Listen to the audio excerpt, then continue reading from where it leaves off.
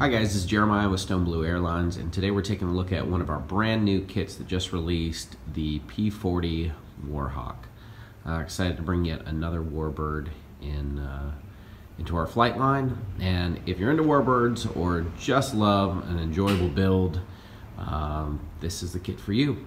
It works on the same principle as all other warbird kits. It's flat foam construction and self-jigging, and it's just an absolute beautiful airframe here. I just finished this studio build here at our custom shop, and you can see more images, of course, on our website.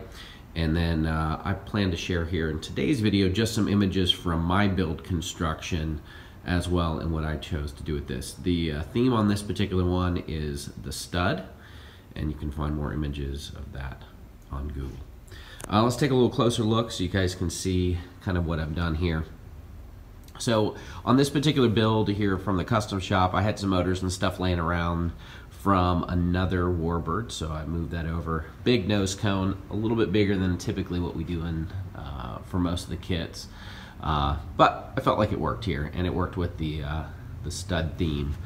I've done a recessed servo in the wing, and on the aileron surface here, I went ahead and split it, or made it look like a split, when the surface is just one full aileron.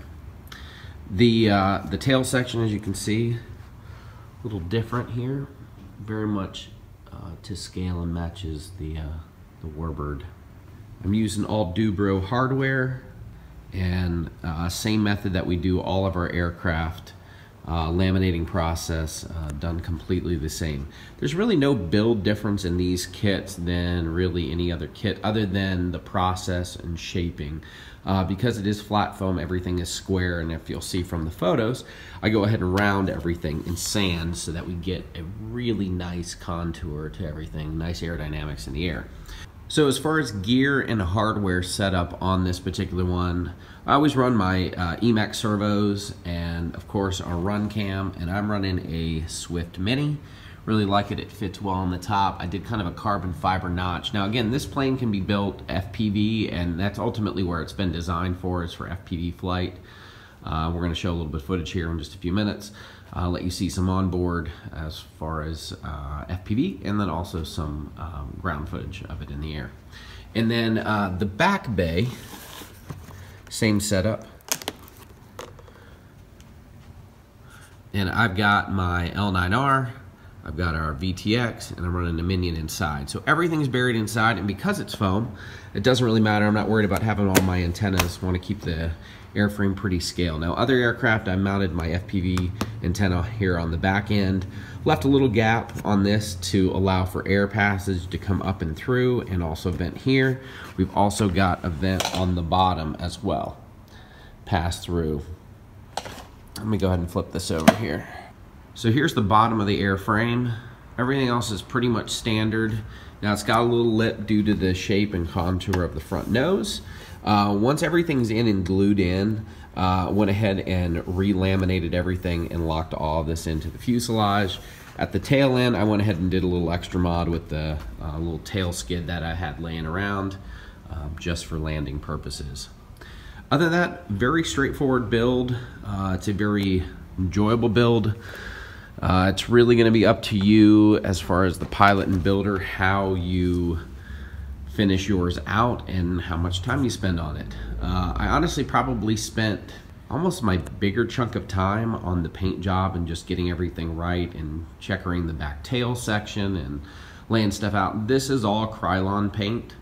Everything's been 3M 90'd, and then I went ahead and did all my paint. I let it sit a day, and then I came back the following day to start my lamination process.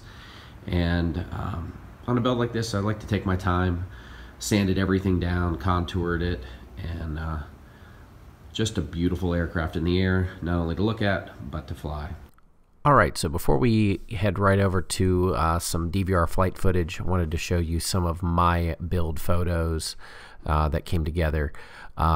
You do want to use T-pins. You definitely want to basically put all of it together, kind of like a jigsaw puzzle, pin it together so you get an idea of what's going on, and then start working on the individual pieces, the carbon rods, laying those in the tail section, pinning the overall fuselage. You'll see I'm using some quick grip clamps, center support braces, and basically just work one piece at a time. It's actually a very easy build. I just like to work it in segments, and I'll use clamps to kind of hold everything in place, T-pin the next one, make sure all my placement and setting, everything stays true and straight, and then work on the next segment. I use foam tack and welders throughout on this particular aircraft. Foam tack is my preferred. It's just a really nice adhesive to work with, you know, this particular type of EPP foam. My motor install, I'm checking on my fit, cutting a couple additional holes because everybody's got different gear and a different setup. I am running an E-Flight motor that I had hanging out here in the shop and wanted to make use of it. And then once the assembly of the airframe is done and all the surfaces, then it's time for the decision whether you're going to shave the airframe or you're going to keep it kind of boxy and square. And so if you want to shave it, it's pretty simple. You're going to use a razor blade, and here's an image. One side's cut, one side's not, and then from there I begin the sanding process and sand and round all the corners down and get everything kind of contoured. Not a lot of work.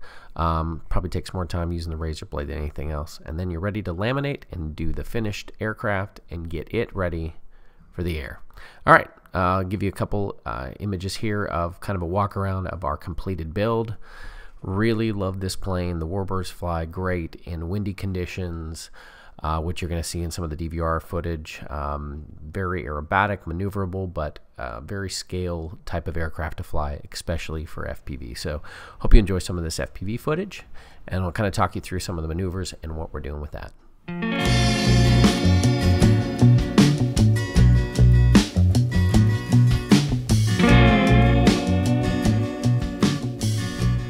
Alright, so my preferred method for hand launching this, you can do it on your own, or if you've got a buddy that is confident at launching aircraft, you can pass it off to him.